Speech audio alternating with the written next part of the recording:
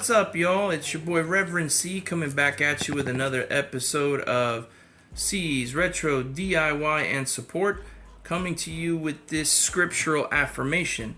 As always, I ask that you please click like, subscribe, comment below to continue receiving updates or notifications on these scriptural affirmations. I hope to be able to help somebody out there.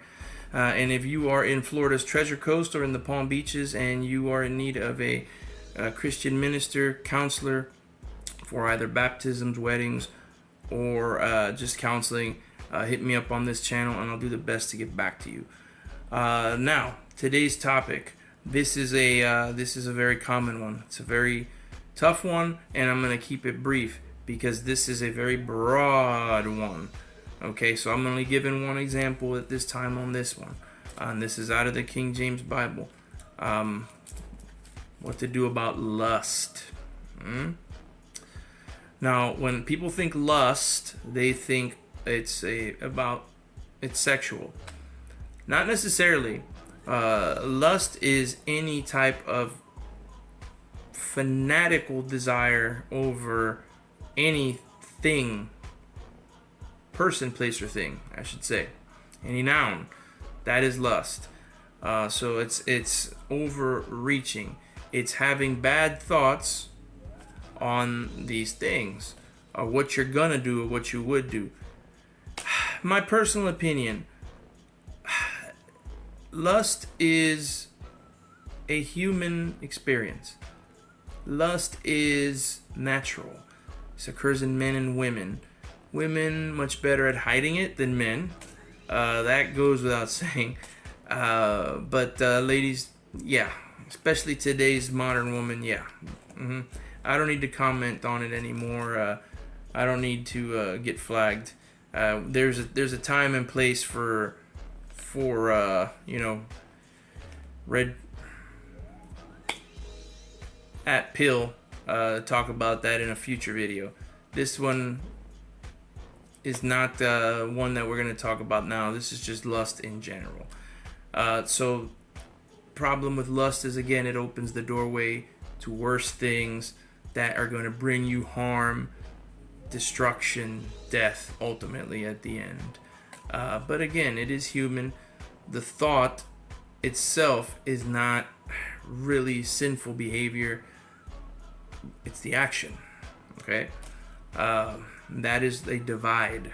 That is a difference between, I would say, certain sects of Christianity. I said sects as an S-E-T-S-S, not S-E-X, sects of Christianity. Okay? The only real thing I'm going to touch on at this time in this regard is in the book of John. And right off the bat, John tells us, I should say it's in the first book of John, chapter 2, verses 15 through 17.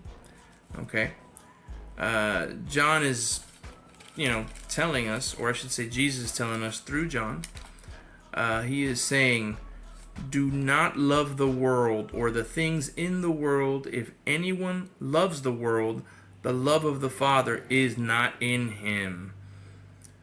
For all that is in the world, the desires of the flesh and the desires of the eyes and the pride of life, is not from the Father, but is from the world.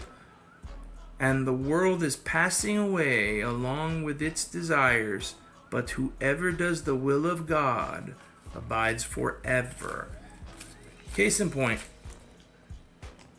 evil is of this world, okay? Sometimes I've heard this as an old, it's a bit of an idiom, a bit of a story. It's an old Sephardic Jew story about the Council of El and how Satan, Lucifer, is not really the bad guy. Even though he is a bad guy, he's not the bad guy. He is, think of it like a court. And God sits as the judge. Lucifer sits as the prosecutor.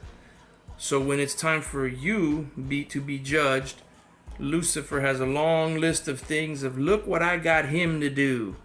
God kind of proving to God, you're not worthy of entering the kingdom of heaven. Do I believe that is the case? It's possible. This is my argument. People don't have to like it. That's fine. I will say, you're not there. I wasn't there. We don't know. We simply do not know. Okay? And for those of people that want to give me shit over, Jews, okay? That's a different topic for a different day. But that is an old Sephardic Jewish belief. Somewhat. But that's it as far as lust. I mean, just keep in mind, it's your primary love is God, is the creator. God, family, friends, everything else matters not, or is at least secondary or even tertiary. If you want to put God first, family, friends, like of course your children should be number one in your life. Yourself, okay, especially if you're a man. Men forget this. Men have been conditioned and programmed to care about themselves last. And scripture tells us this is not the case. Without you, my man, everything falls apart.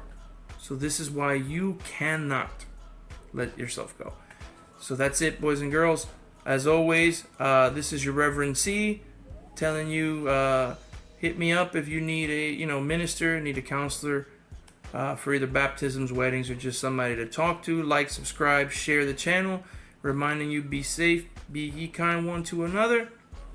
Peace out, and I'll catch you on the next one.